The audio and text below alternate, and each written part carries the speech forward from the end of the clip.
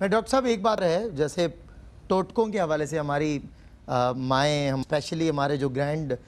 Parents ہوتے ہیں، grand mother ہوتی ہیں، گرینڈ فادر ہوتے ہیں، ان کے پاس تو ٹوٹکوں کی فیکٹری ہوتی ہے، ذرا سا کوئی کام ہو جائے فوراً ٹوٹکا آپ کو مل جاتا ہے۔ اور یہ جو ٹوٹکے ہیں، اچھا اس میں کچھ چیزیں وہ جو شریعت سے بھی ٹکراتی ہوئی نظر آتی ہیں، عموماً وہ جو علاج معالجے کی غرض سے یا کوئی اسی طرح سولیوشن ہے، تو اس حوالے سے آپ ارشاد فرمائیں ٹوٹکوں کی اسلام میں کیا ہے، اسلام ان کے بارے میں کیا کہتا ہے؟ بنیادی طور پر تو گل حسن صاحب بنیادی طور پر تعلیم کے اوپر زور دیا گیا ہے۔ یہ ٹوٹکے تو جہالت کی علامت ہے۔ ہاں، جو آپ نے خود یہ بات وضاحت کر دی کہ علاج معالجے کے اعتبار سے کسی کا کوئی سال ہا سال سے ایک تجربہ چل رہا ہے، اس تجرباتی علم کی بنیاد پر وہ کوئی چیز ایڈوائز کر رہا ہے، اس سے کسی کو میڈیکلی یا جسمانی طور پر کسی چیز کا فائدہ ہو سکتا ہے تو وہ ٹھیک ہے اس حد تک، لیکن اس کے اوپر بیلیو رکھ لینا یہ خیر و شر ہمیشہ اللہ تعالیٰ کی طرف سے ہے۔ اعلیٰ حضرت امام احمد رضا رحمۃ اللہ علیہ سے یہ بات پوچھی گئی کہ اگر کوئی شخص گھر سے باہر نکلا ہے اور وہ کاروبار کے لیے، اور کوئی ایسا آدمی اس کو راستے میں ملا ہے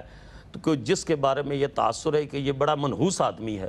تو وہ رک جاتا ہے، اپنے کاروبار پر نہیں جاتا، اس دن اس کا بزنس بھی خراب ہوتا ہے، اس کی انکم بھی نہیں آتی، اور وہ بہتر طریقے سے اس دن اپنی ایکٹیویٹیز کو پرفارم نہیں کر سکتا، تو اس کے بارے میں کیا ہے؟ تو انہوں نے کہا کہ یہ کمزور ایمان کی علامت ہے، کمزور عقیدے کی علامت ہے۔ جو آدمی بھی جو کام کرنا چاہے وہ ایک دعا مانگ کر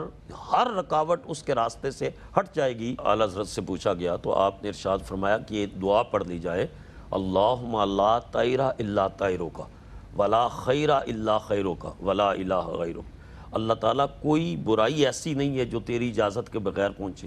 اور کوئی خیر اور بلائی ایسی نہیں جو تیری اجازت کے بغیر پہنچے، اور تیرے سوا کوئی معبود نہیں۔ یہ دعا پڑھ کر وہ گھر سے نکلے تو کوئی اس کو پریشانی لاحق نہیں ہو سکتی۔ دوسری بات یہ ہے کہ جس مسلمان کے پاس قرآن حکیم جیسی کتاب موجود ہے، اور حضور نبی اکرم صلی اللہ تعالیٰ علیہ وآلہ وسلم کی مسنون دعائیں جس کے پاس موجود ہیں، اس کو ٹوٹکوں کا جو ہے وہ سہارا لینے کی اس کو کیا ضرورت ہے؟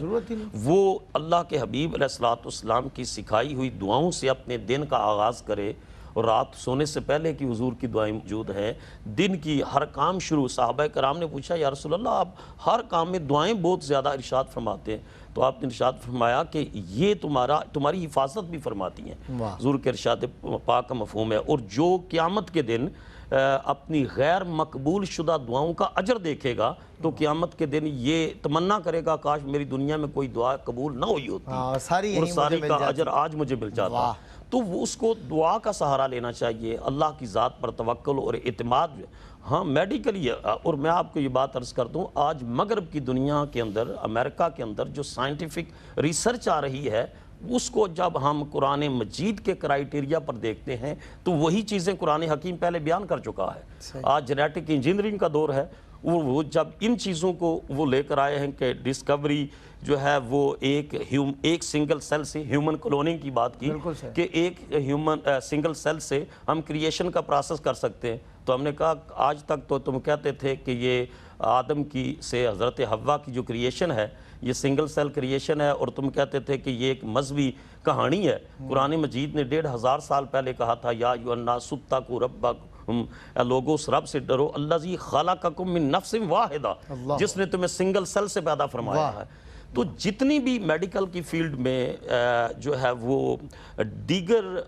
میڈیکل اور طب کے میدانوں میں اور سائنس کے میدانوں میں جو ترقی ہو رہی ہے، وہ ساری حقیقتیں قرآن حکیم کے اندر موجود ہیں۔ بالکل صحیح بات ہے، جتنی پرسیپشنز ہیں وہ انٹلیکچولی یہیں کنیکٹ ہوتے ہیں، آگے کنیکٹ ہوتے ہیں۔ تو جس قوم کے پاس اتنا بڑا علمی ذخیرہ ہے، سرمایہ ہے، اس کو ٹوٹکوں کی بجائے اب پوری دنیا میں